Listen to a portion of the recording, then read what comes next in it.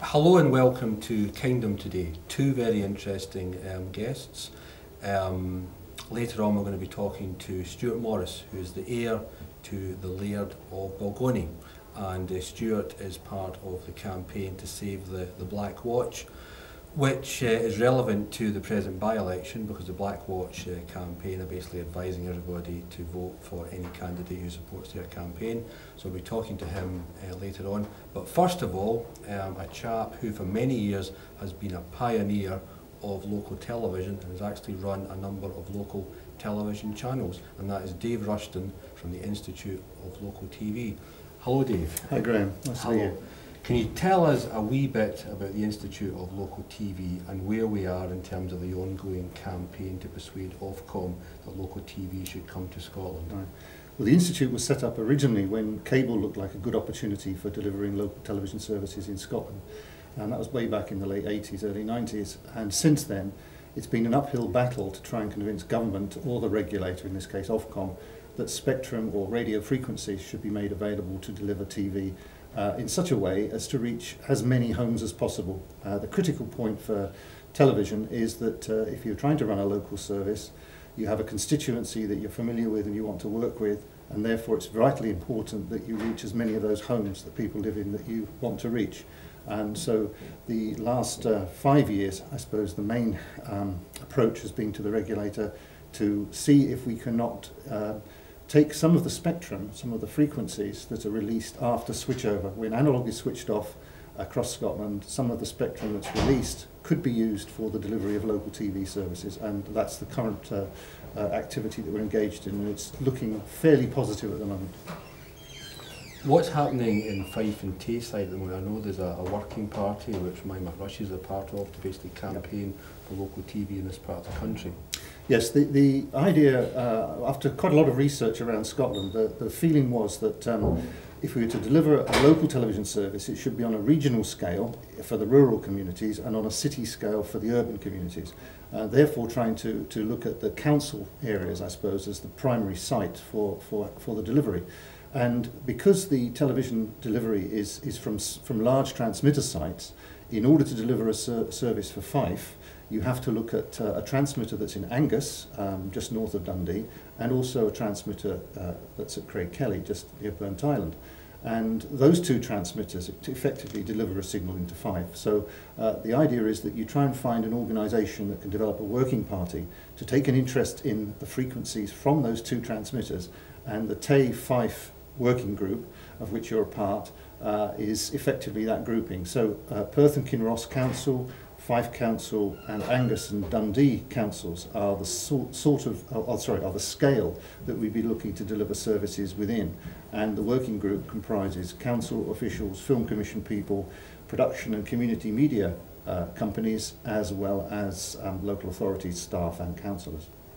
For groups wanting to get involved with local TV or find out more about local TV, how can they get in touch with you? Well, there are a number of contacts across the country that this would be relevant to, but I would suggest in the first instance they should email me at local.tv@virgin.net, and then I can pass them on to whichever working group seems the most appropriate, depending on where they live.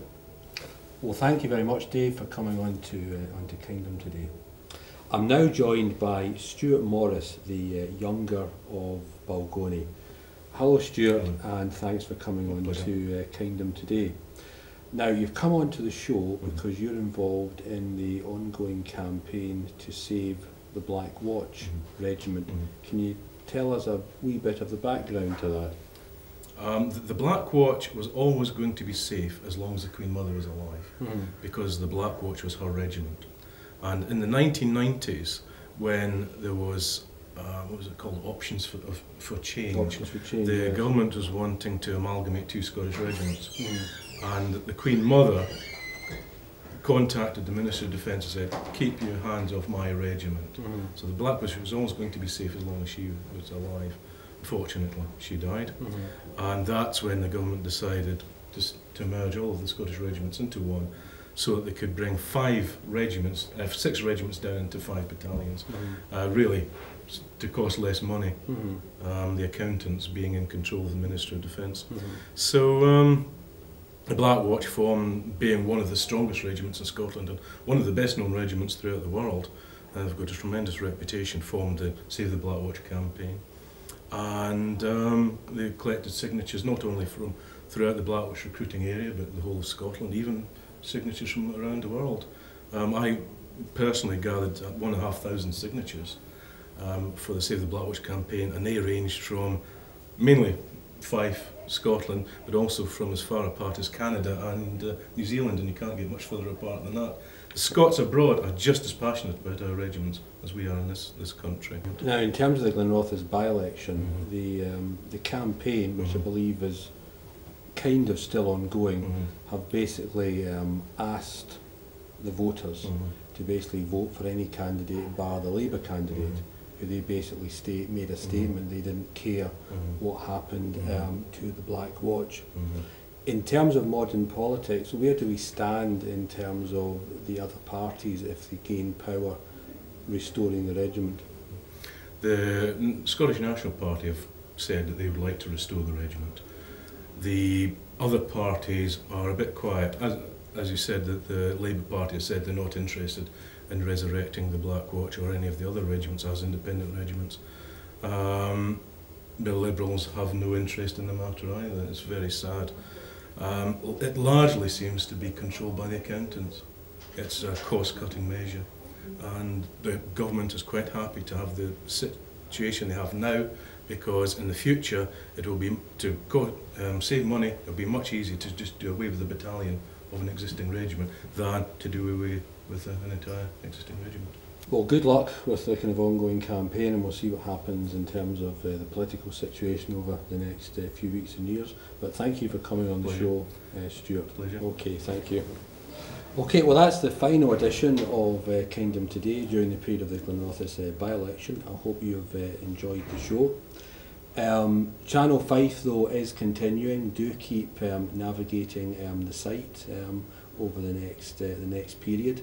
If you want to get involved, if you have a story you'd like us to cover, if you are a filmmaker or a production company that'd like to get involved, this is something we're taking on to a full-time basis in 2009. Do get in touch. Contact Channel 5. The website address is on this page. Goodbye.